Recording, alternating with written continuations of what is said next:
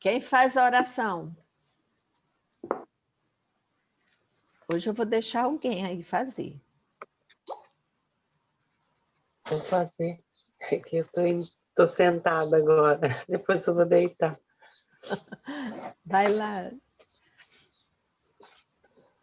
Amado Mestre Jesus, aqui estamos novamente unidos por um só ideal, buscando a Tua presença através dos irmãos do plano espiritual superior, e que eles venham até nós, não somente agora, para iluminar as nossas mentes, colocar, Senhor, um pouquinho de entendimento em nossas mentes, com o que vai ser falado hoje pelo João, que tanto se disponibiliza para ajudar, para colocar um pouco de entendimento para nós.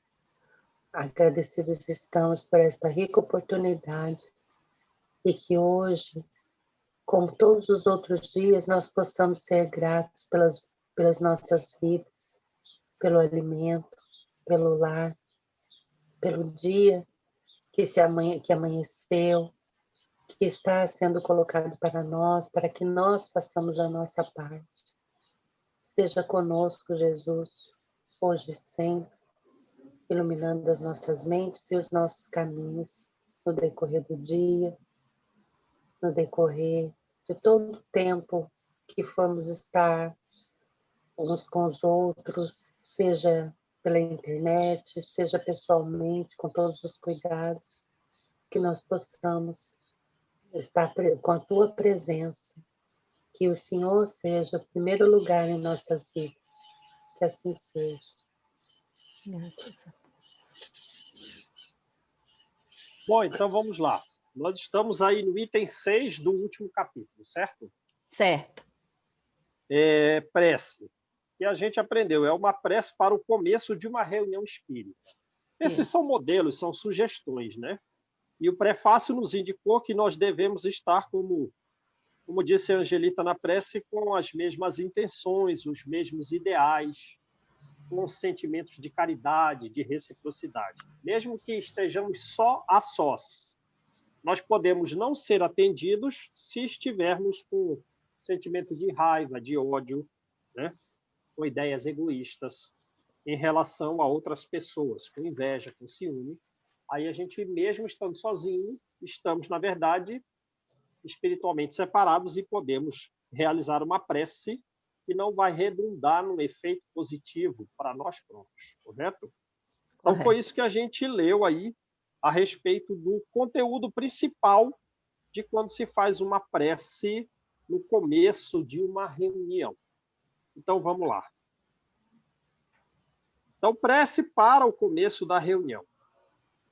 Esse é só o modelo. A gente sabe que não existe no Espiritismo uma ideia memorizada a ser repetida, né? Isso é até eles não gostam, até combatido isso. Então, é só um modelo.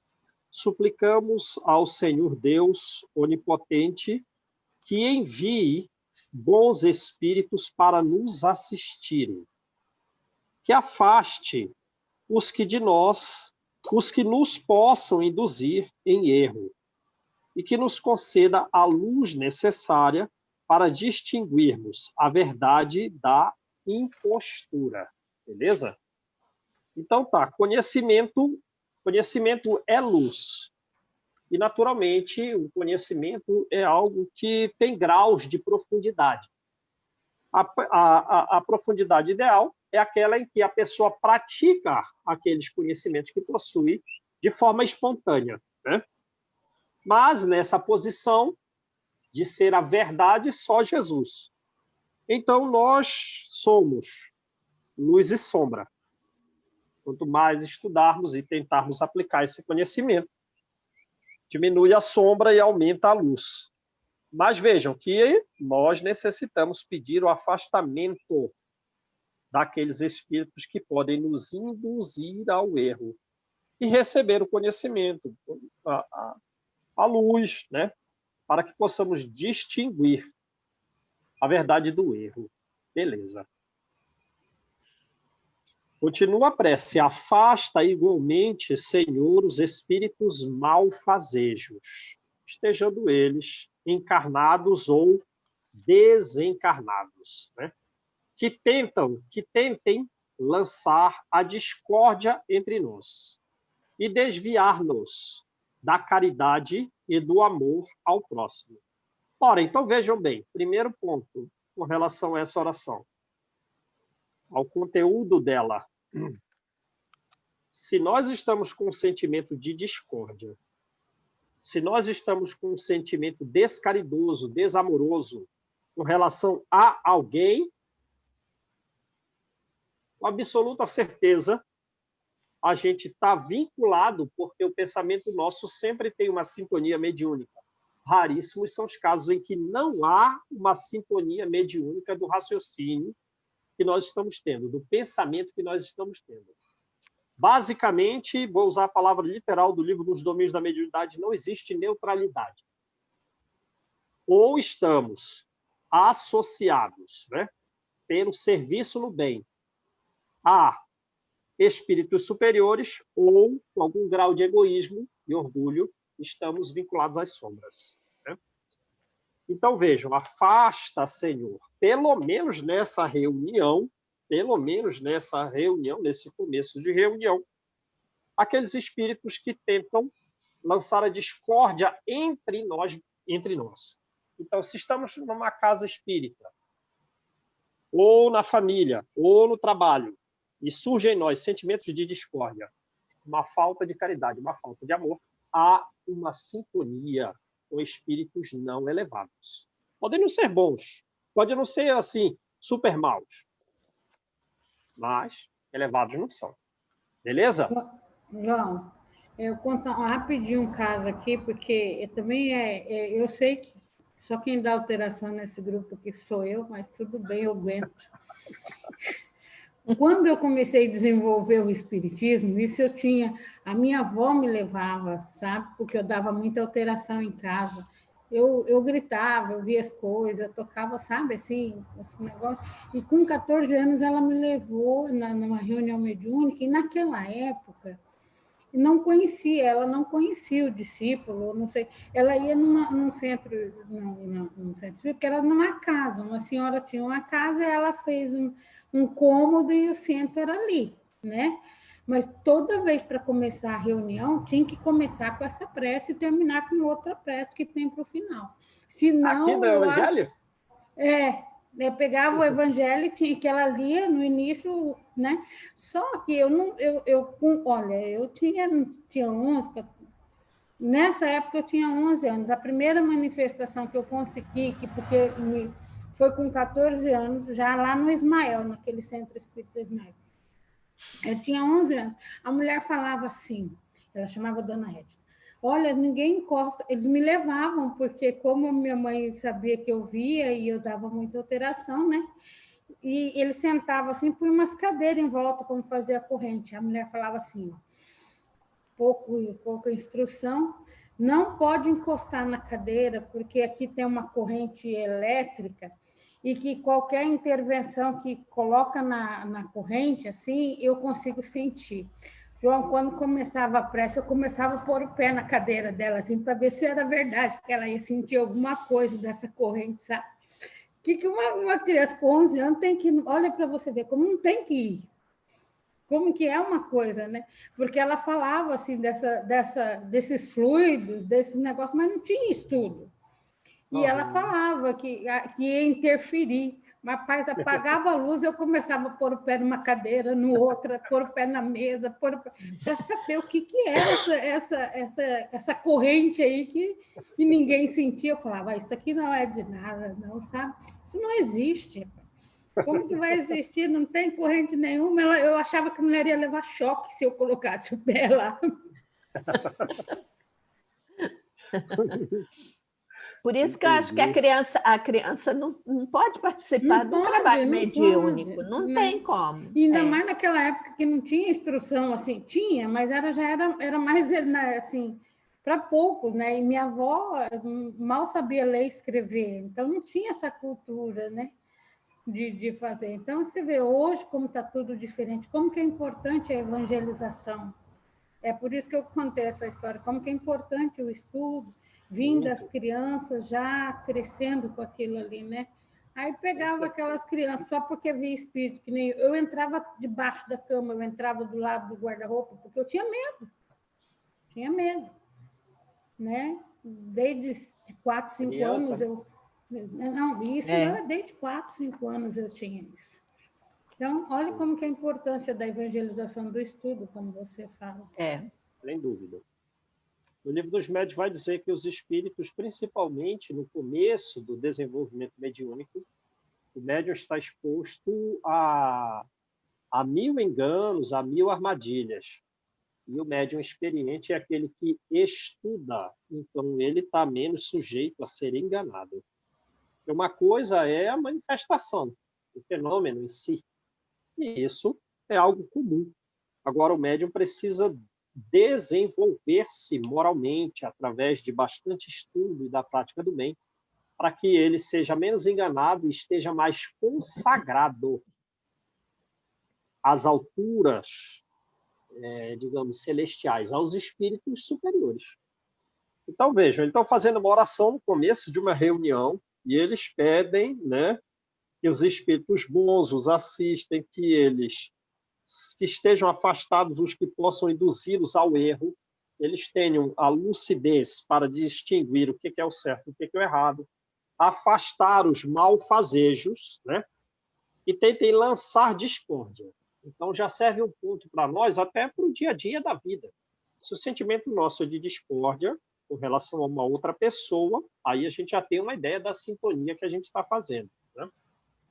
Se alguns deles procuram introduzir-se aqui, faze que não encontrem acesso no coração de nenhum de nós. Espíritos bons, que vos dignais de vir instruir-nos, tornai-nos dóceis aos vossos conselhos. Então, vejam aí. Existem sugestões que os espíritos superiores dão, né? Mas que nós podemos ser indóceis a essas sugestões. Ele pode, faça isso, né? Aí a gente talvez tenha a lucidez de que, não, eu não vou fazer isso. Apesar de eu saber que o Espírito me disse para eu fazer isso, eu vou fazer alguma coisa parecida, mas não vou fazer exatamente o que ele disse. Ou, sem ter consciência de que ocorreu o fenômeno mediúnico, se nega completamente. Não, eu não vou fazer isso. Recebeu uma sugestão, não sabe que é uma sugestão, não sabe que é uma influência espiritual, e se nega por completo de fazer aquilo. Então, o espírito mal foi afastado, ou, digamos assim, pode não ser mal, sei lá, um brincalhão, ou alguém com pouca lucidez. Foi. O bom veio? Veio. Deu conselho? Deu. A pessoa seguiu? A gente seguiu? Não, não seguiu. Afastai de nós toda a ideia de egoísmo, já viu aí, ó, de orgulho, de inveja, de ciúme. Inspirai-nos a indulgência, quer dizer, a tolerância, o perdão, né? Isso é com relação ao que nós sofremos com relação aos outros. Já sofremos, ou estamos sofrendo, se for algo repetitivo, no caráter em casa, por exemplo, né? Aí o que é que você pede? Não, me dá a tolerância. A tolerância serve mais para o momento presente, em que você tem que suportar determinadas dificuldades sem muitas aflições psicológicas. Agora, o perdão é para algo que já foi feito e que ainda existe algum rancor dentro de nós. E aí dá-me a benevolência de um caráter genérico, de ter bondade, de ter afeto para com os nossos semelhantes, estejam eles, olha aí como Kardec coloca, estejam eles presentes ou ausentes. Na verdade, o espírito que trouxe o modelo de comunicação, né? Porque a benevolência é para quem está ao nosso lado, sim, e também para quem não está, porque o sentimento ruim pode estar acontecendo ali naquele momento, da pessoa está ausente e assim está ausente fisicamente, mas eu estou endereçando a ela uma energia ruim, sejam eles amigos ou nossos inimigos. Então, veja, a inimizade não pode ter caráter de reciprocidade, não pode nascer em nós. Né? Fazei, enfim, que... Mas isso é atualmente o que nós espíritas estamos buscando. Mas em vida anterior, quando nem espíritas éramos, erramos em tudo. Erramos em tudo. Diz André Luiz, as casas espíritas estão repletas de dramas. Quer dizer, as histórias nossas todas de vidas passadas é muita confusão. Fazei, enfim, que pelos sentimentos de que nos achemos animados, reconheçamos a vossa influência salutar. Então, para a gente definir que a influência é salutar, estamos em contato com espíritos superiores, lembrando, pelo Livro dos Médiuns, que às vezes os espíritos inferiores, eles tomam até nomes diferentes, nomes elevados. Eles trazem mensagem cheia das boas palavras, fala de Deus, fala de caridade, usa essas palavras, né? Fala de Jesus, repete trechos da fala de Jesus, mas só para enganar, né? Então, a gente tem que ter a experiência de distinguir os bons dos maus espíritos, né?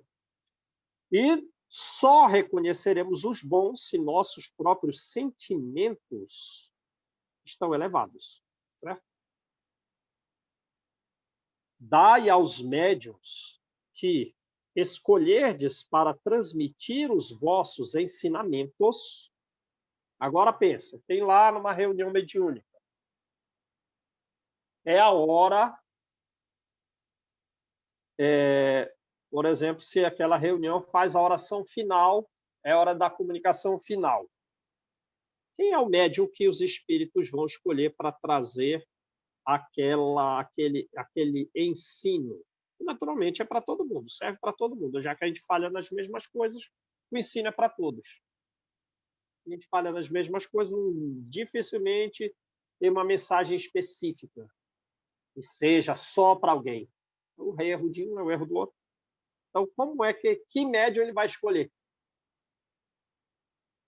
Ora, naturalmente, o que possa dar uma interferência menor na comunicação. E isso vai ser... Qual é a característica? É a qualidade moral do médium. Pela qualidade moral do médium, se ele é bondoso, se ele é benevolente, se ele é indulgente. E se ele tem bastante estudo, esse conteúdo da cabeça do médium é utilizado. É uma energia que não está contra as informações que possam advir com o caráter de ensino dos espíritos superiores. Então, quem vai dar aquela comunicação de melhor valor é o médium mais bem preparado. Eles vão escolher aquele médium mais bem preparado, por uma questão de afinidade. Se passar aquela mesma comunicação por outro médium, sai parecido às vezes, mas algum trecho ali saiu meio perdido, ficou meio vago, não deu para entender bem, não veio com clareza, e botando todas as gradações possíveis, pode até sair alguma coisa errada no meio de coisas certas. Certo? Por isso... Isso aí está relacionado com a emoção, que, por exemplo, assim, possivelmente eu já tenha tido essas experiências em encarnações anteriores, e hoje eu consigo emocionalmente, ou mesmo dar uma passividade mais clara. Essa sintonia pode estar relacionada a isso aí? Questões emotivas? Não, então, mas eu digo emotiva no sentido assim, olha, eu já vivi isso aí nas vezes, porque todos nós erramos. Eu não estou falando que seja na reencarnação passada, mas 2 reencarnações atrás, nós passamos por aquele processo, por aquele erro. Essa afinidade do médium conseguir dá uma passividade melhor do que outro médium, no sentido que você está falando, né? Não estou falando que um médium é melhor do que o outro. Pode estar relacionado por algumas reencarnações passadas a gente ter cometido a mesma falha? Ou não tem nada a ver? Não, tem a ver, porque serviu de experiência, né? O médium que está mais experiente naquele assunto específico que deve ser dito, com caráter de instrução, sim, pode servir. Agora, vejam, também não estamos falando que, então, todo médium que recebe um espírito inferior para receber atendimento é porque ele está em sintonia com aquele espírito inferior. Não. Porque o médium também mais elevado, ele é o que está mais apto a auxiliar. A pegar aquele... Né? O que tem nos domínios da mediunidade que tem, né? Aquela senhora que era franzina e tudo, vem aquele malfaz. Então, e ela estava ali, quer dizer, era pequenininha, ou que o André Luiz ficou, meu Deus, mas ela... E foi Exatamente. Dona Celina, já de idade, saúde física até um tanto já fragilizada pela própria idade em si, ela vai atender um espírito numa reunião mediúnica que os outros comunicantes inferiores tiveram medo dele. E o próprio André Luiz receou que fosse ela. Aí, não, fica tranquilo. A luz desintegra as sombras. E depois ela que atendeu o pior espírito, e os outros comunicantes tinham medo dele, que André Luiz receou que fosse ela, foi ela que recebeu uma comunicação de um espírito muitíssimo elevado que acompanhava à distância aquela reunião mediúnica cuidando de tudo. E ele traz a comunicação por intermédio dela. Né? E ela, com os fluidos, com o conhecimento, com os bons sentimentos, e ainda com os neurônios, a parte física, digamos assim, também saudável, ela trouxe uma comunicação basicamente nenhuma interferência. Do espírito que nem presente na reunião estava, de tão alto que ele era. E quando ele começou a iluminar a cabeça dela, formou-se uma luz em torno da cabeça, o semblante dela adquiriu um tal grau de felicidade não conhecido na Terra. Vejam que coisa. E a energia dela se expandiu para todo o ambiente, todas as pessoas. Todos os encarnados e desencarnados presentes receberam aquela luz, que ela serviu de filtro sem interferir. E ela que atendeu o pior espírito presente na reunião. Então, vamos lá. Então, vejam bem aí a importância da evolução moral do médium. O médium não é aquele que serve de um instrumento de comunicação entre dois planos espirituais. O médium, digamos assim, mais adequado, conforme a definição e a finalidade de ser médium, é que ele consagre as suas energias ao alto.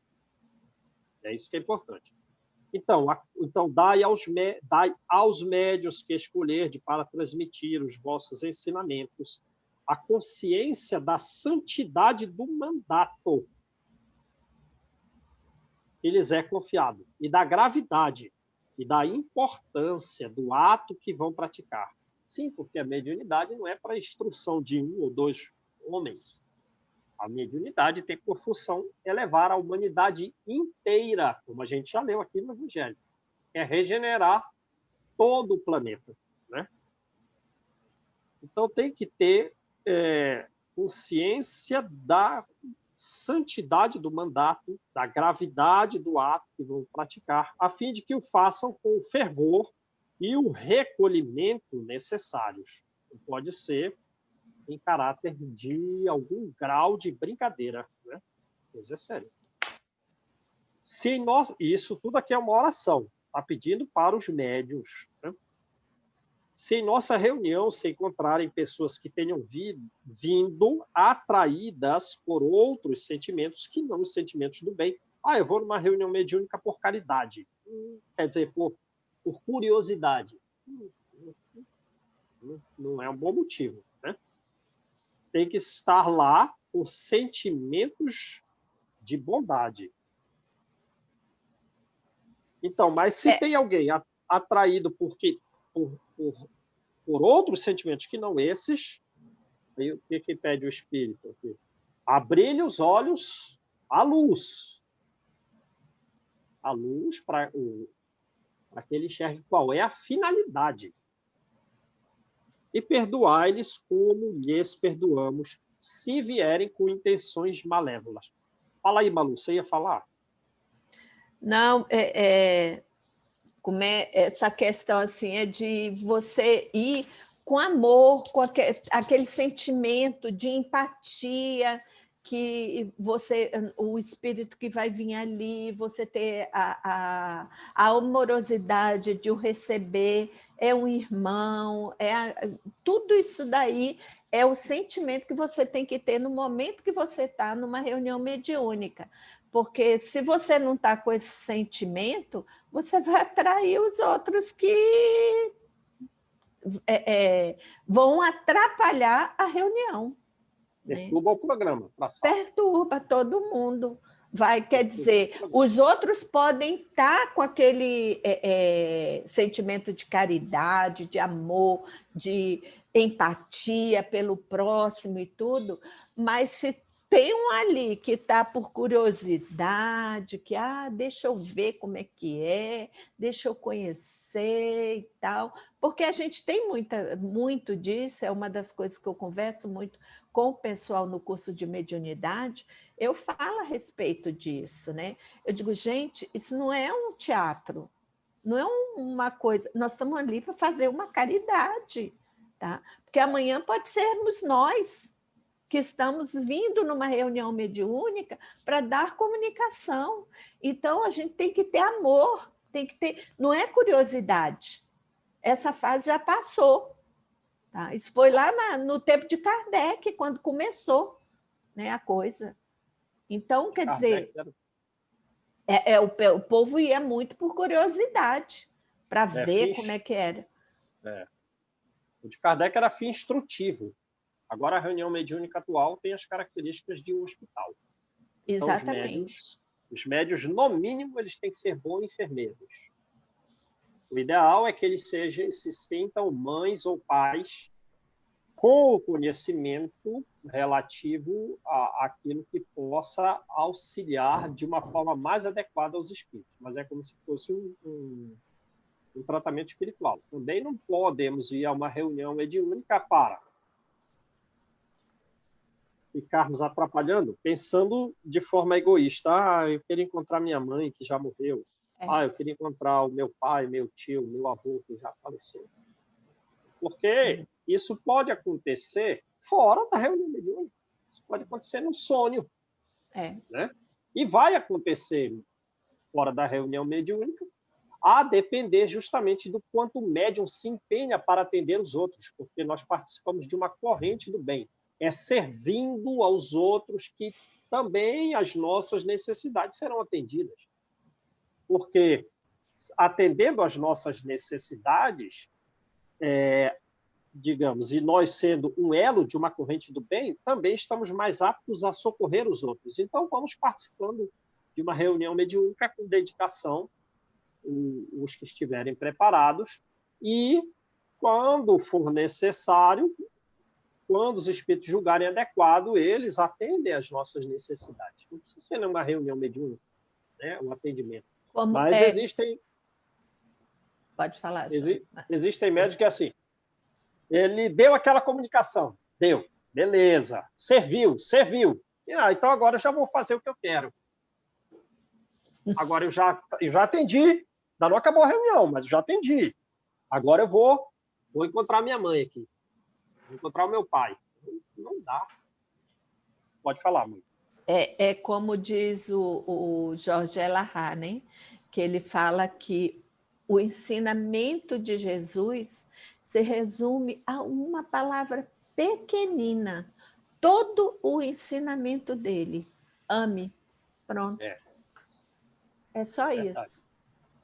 E assim, como a Malu falou, Quando você vai para uma reunião mediúnica, eu que dou passividade aos espíritos tão endurecidos, quando acaba a passividade, que você tem a sensação dos espíritos, né? A maioria, no momento da passividade, você tem a sensação do espírito. Então, você vê a sensação de medo, você vê a sensação de ódio, você vê a sensação de mágoa. Aquilo te dá, assim, quando acaba a reunião, você fica consternada com a situação do espírito. É como você falou. Você olha ele, por mais com raiva que ele esteja, com mais endurecido que ele esteja, quando você tem aquela sensação, e nós que já temos um pouquinho de estudo, que estamos caminhando, você fala assim, meu Deus, tenha piedade. Porque nós temos a noção que nós já passamos por isso, né? Então, aquilo é o que você falou, te dá aquela sensação maternal, sabe? Paternal. Que você quer o melhor, fala assim, meu Deus, abre os olhos, dá um entendimento, porque você sabe a sensação do espírito, a dor que ele está ali, né? E é complicado. Então, se você não tem como você chegar e falar, bom, agora eu já dei passividade para esse aí, agora eu vou lá procurar minha mãe e meu pai. Vamos para o próximo. Não é por aí. Você tem que ter a amorosidade, né? Você tem que se colocar no lugar dele. E se fosse comigo? Tá? Você tem que ter aquilo ali, de ter a empatia. Exato.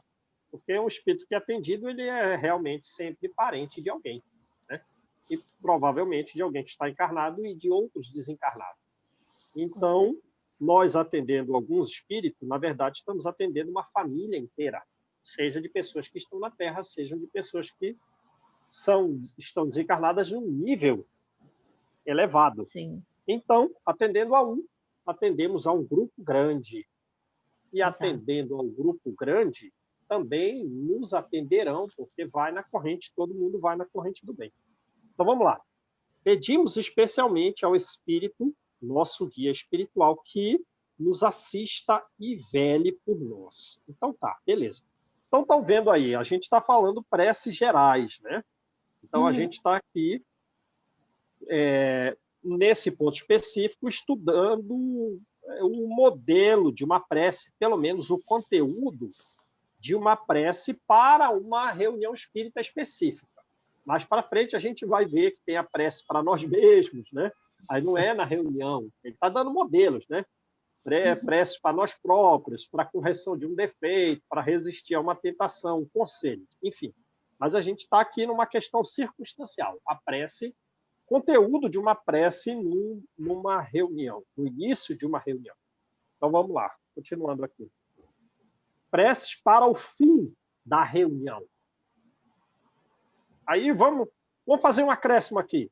Beleza, a gente, na prece, pediu para que não houvesse, pelo menos naquela reunião, a influência de um espírito malfazejo.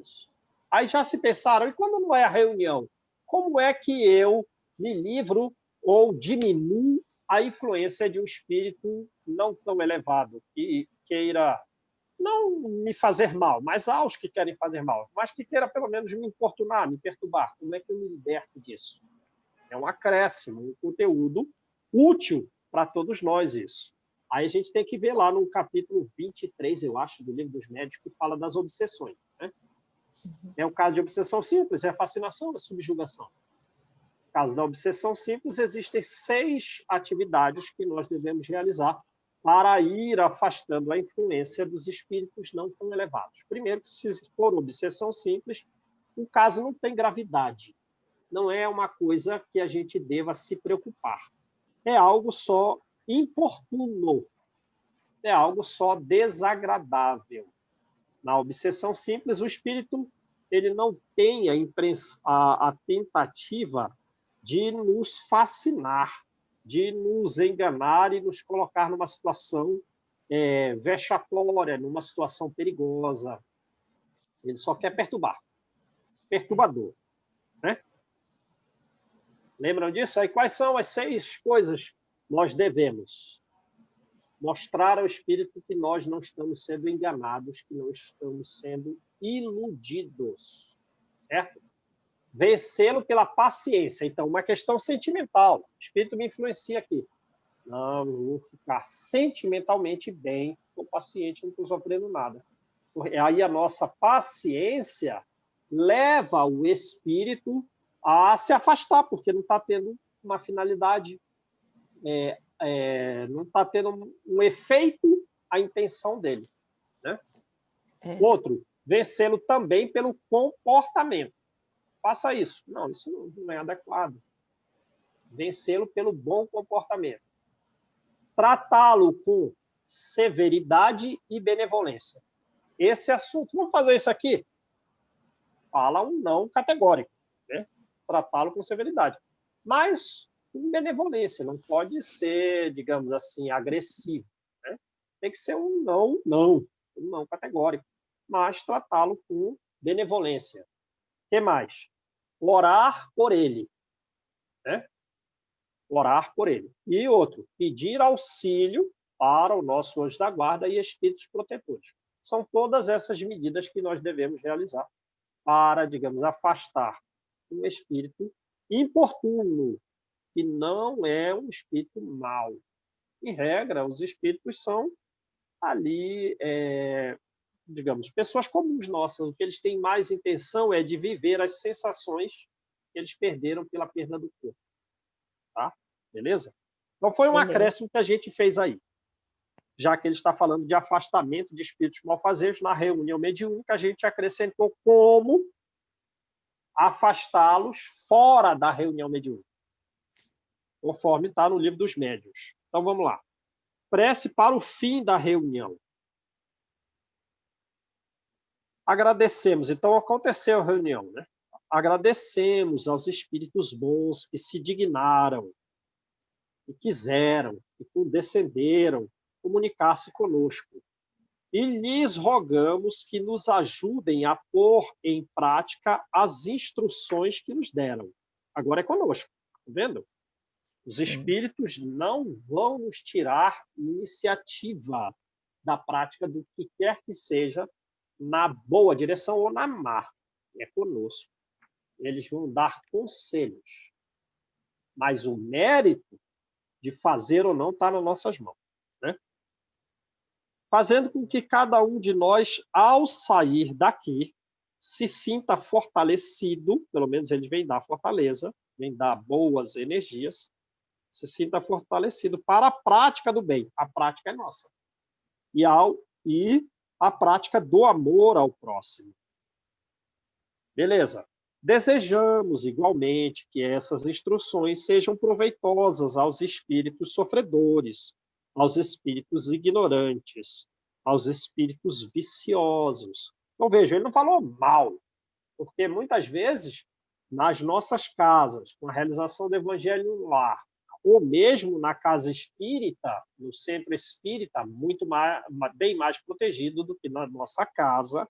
A nossa casa só adquire uma proteção se realizarmos o evangelho no lar, uma vez por semana. À noite é melhor, porque os espíritos superiores permanecem a noite inteira conosco, em nossas casas, né?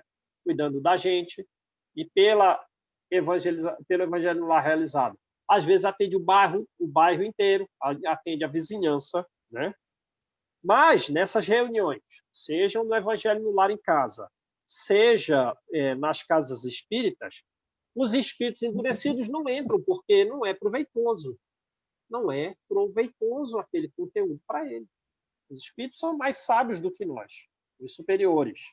Então, eles fazem as coisas que possam redundar em efeito em determinado prazo. Né? Então, quem vem numa reunião mediúnica? Vem espíritos sofredores. Está sofrendo, é alguém como nós, que está aflito com alguma coisa, que o que viveu lhe deixou meio acabrunhado, entristecido. Ou ignorante, quer dizer, falta conhecimento. E a falta de luz impede uma resolução mais adequada para seguir o bom caminho. Ou vicioso, quer dizer, a pessoa não são espíritos maldosos, mas são viciados. Viciado em quê? Viciado em tudo. Tudo que é possível. Viciado na bebida, viciado no fumo, viciado no sexo, viciado, enfim, o que quer que seja, né? E aí, para ele vencer as ideias viciosas, para ele vencer o sofrimento, para adquirir um pouco mais de conhecimento, eles participam dessas instruções. É permitido que participem dessas instruções. E o Espírito aqui pede para que essas instruções sejam proveitosas a esses espíritos também. Porque morrer é um fenômeno de quem tira uma roupa. Mas o conteúdo que importa é o conteúdo mental. Então, a nossa transformação não vai ficar caracterizada por eu ter recebido uma cura. Eu fui no centro espírita, recebi uma cura de uma doença renitente, de uma doença crônica.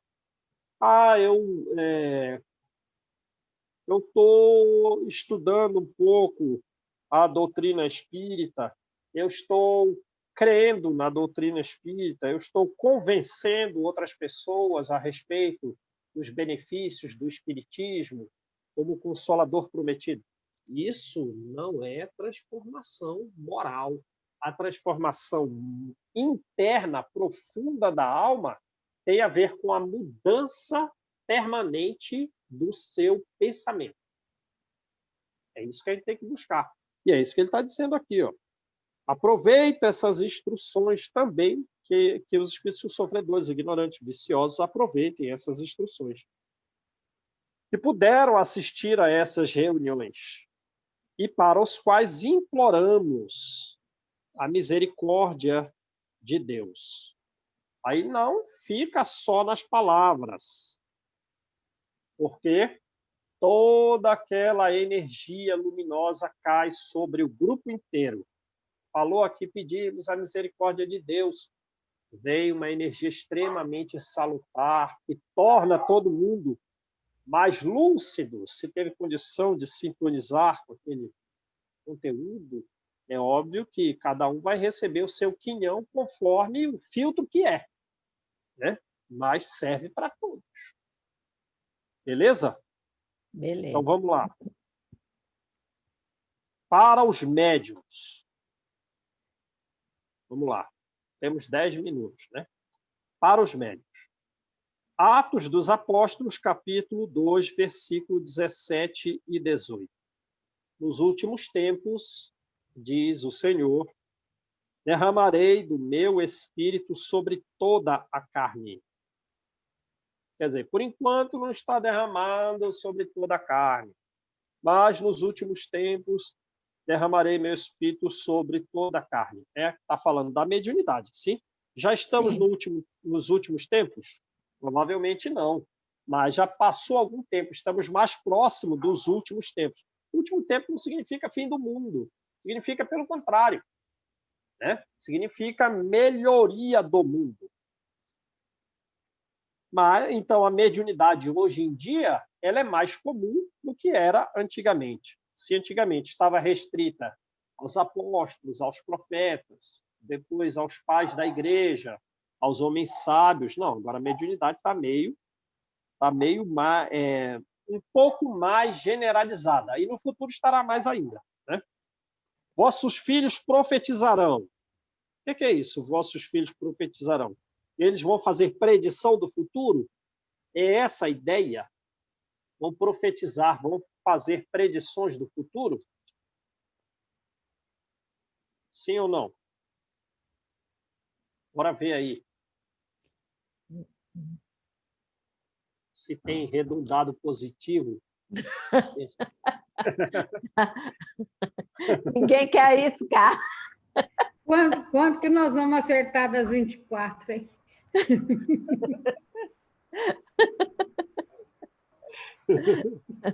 Aí vamos ficar nos 11 lá, e vamos ficar nas 11. Essa é a ideia do leigo, né? Essa é a ideia do leigo. A ideia, digamos assim, e é até a ideia mais comum de que ele vai profetizar e vai fazer uma predição relativa ao futuro, mas não é isso. Pode ser que isso uma comunicação relativa ao futuro, se é útil, acontece. Vamos ler lá no Livro dos Médiuns sobre os assuntos que podemos conversar com os espíritos. Podem falar do futuro? Podem. Mas com que finalidade? Né? Para revelar um tesouro? Não. Mas Uma cura. Para uma insistir, cura, para uma descoberta de alguma coisa que venha a dar um alento para a humanidade, né? um comprimido para curar aí o coronavírus, aí pode ser uma vacina, alguma coisa. Mas isso vai depender útil, né? Isso vai depender do esforço do cientista. Não vai ser assim. Não vai ser dado assim, de mão beijada. Não. Mas vamos lá. Essa ideia de revelação do futuro não é a ideia de profetizar. Essa profetização é o sentido amplo. Qual é o sentido, então? É falar a respeito da vida espiritual.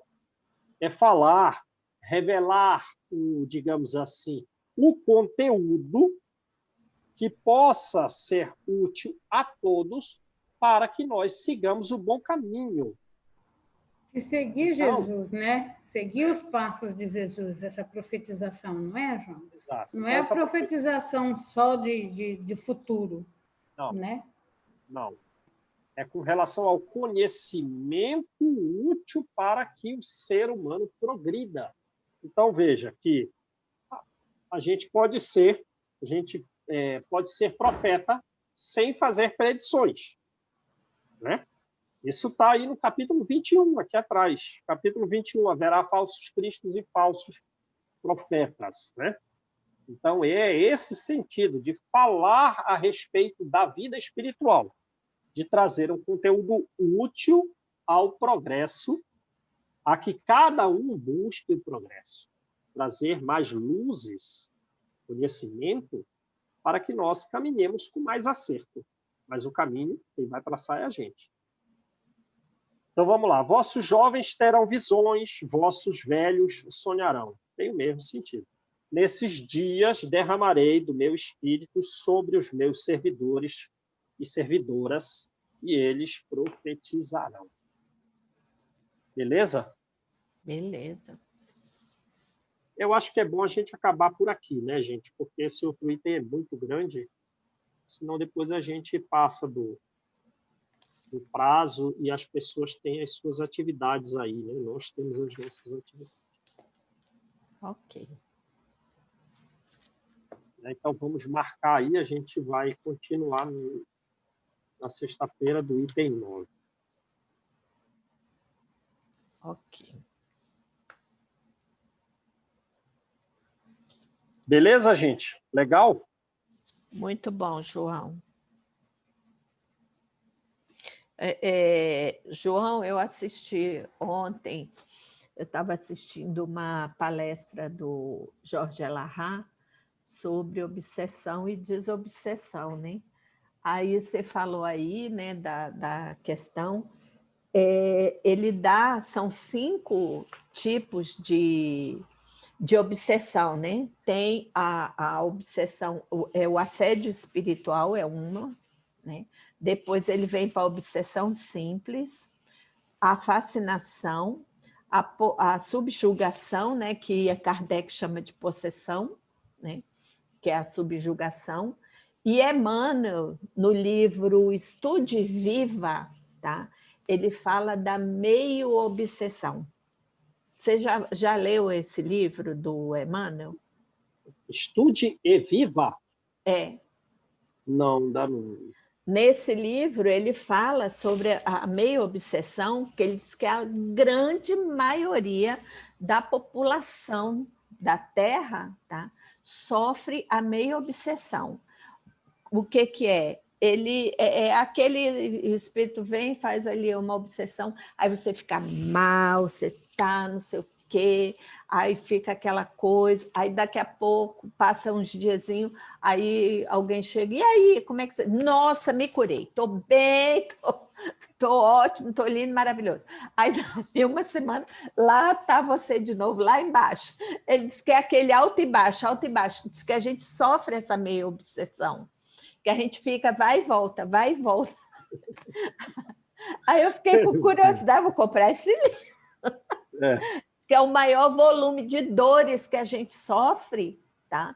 Por conta dessa meia obsessão, que a gente sofre muitas dores, porque vai e volta, vai e volta.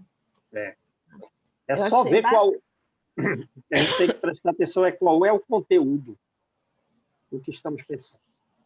Vigilância é por aí. Exatamente. Ele fala. Qual é o conteúdo? Ele fala até, né? Ele diz assim: ora, você está ali para baixo, né? Você está. Aí você vai ouvir Roberto Carlos e aí ele deu um outro nome lá, aquela música do Roberto Carlos, Me Deixa Aqui no Chão. Ele dá. Aí ele, como que você vai se elevar escutando uma música dessa?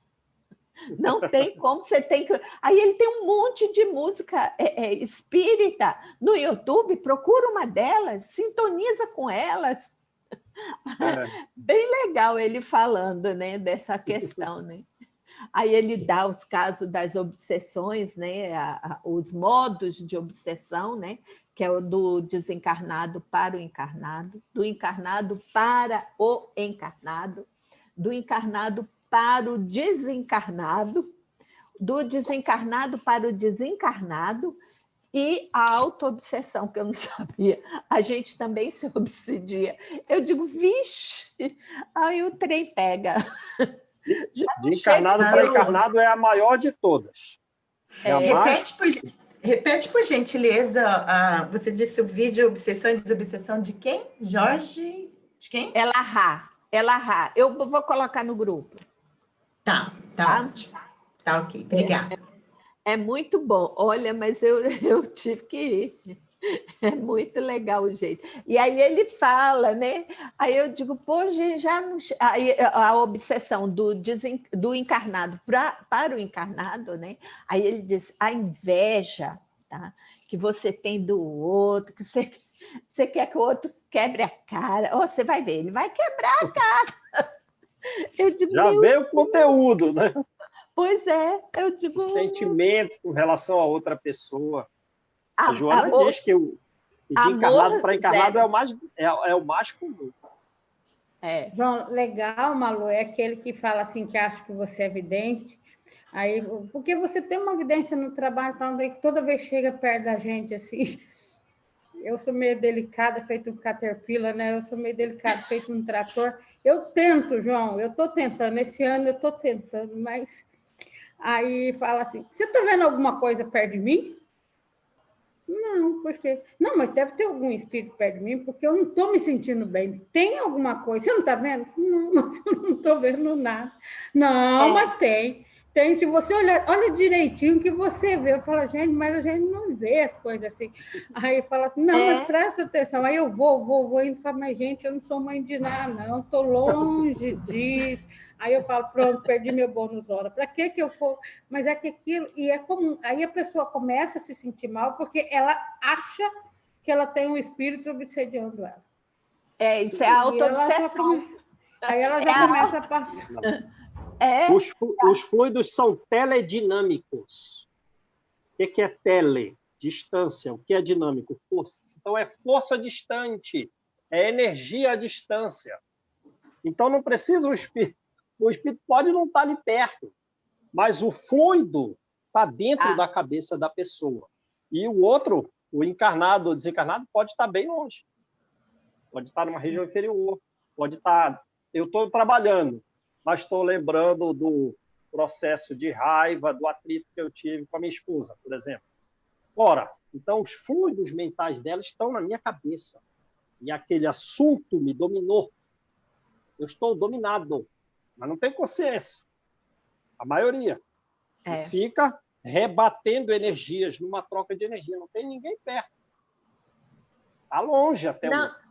Não, e o povo ainda acha, essa questão que a Deise colocou, o povo ainda acha o seguinte, chega com você e diz assim, dá uma olhadinha para mim, vê como é que está minha mãe. Como se a gente fosse adentrar no reino do céu, ou no umbral, ou qualquer lugar, para ver uma situação dessa, só porque você é espírita, então vê como é que está minha mãe, vê como é que está isso, vê como é que está aquilo. Eu digo, gente, não é assim que funciona, não.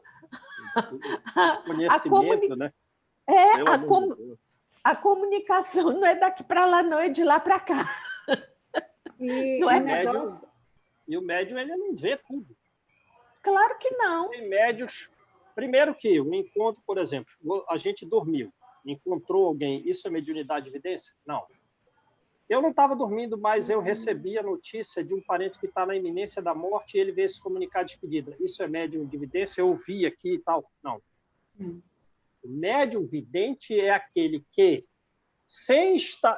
nem é um médium sonambúlico, quer dizer, que entra no estado de sono mais profundo que o sono e entra no mundo espiritual e vê os espíritos. A Adriana precisa ir, melhor a gente continuar depois. Mas o médium mediúnico é aquele que vê com mais frequência e vê espíritos que ele desconhece. Isso comporta grau. E ninguém tem uma visão muito ampla. Exato. Então vamos lá, gente. Quem faz a oração?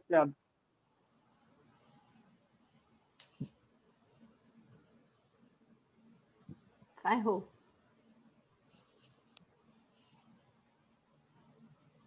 Amado Mestre Jesus, agradecidos estamos por mais este dia estudando, Senhor, os vossos ensinamentos. Nos auxilia a fixar todos esses ensinamentos, Senhor, e colocá-los em prática. Abençoe os nossos irmãos que se fizeram presentes e aqueles que não puderam estar conosco. Ilumina os nossos corações, para que nós possamos ser amorosos, caridosos, pacientes, resilientes. Nos ilumine a auxiliar aqueles que mais necessitam, Pai. Que nós possamos sempre ter o pensamento voltado para o bem, para o amor, para as práticas do Evangelho. Abençoe a todos aqueles que estão doentes, ou em casa, nas camas, nos hospitais, casas de repouso. Abençoe aqueles que estão aprisionados, seja em cárceres, ou seja, em si mesmo. Muito obrigado, Senhor, pela chuva que nos auxiliou a apagar esses fogos, que o nosso orbe inteiro estava sofrendo. Ilumina a mente de todos esses governantes, Senhor, para ter o olhar mais voltado para a natureza, para as pessoas, para os animais. Que o bem comum e o amor em Jesus esteja em nossos corações, hoje, amanhã e sempre. Que assim seja. Tchau, gente. Um abraço. Fiquem com Deus. Tchau, gente. Até mais. Valeu, gente.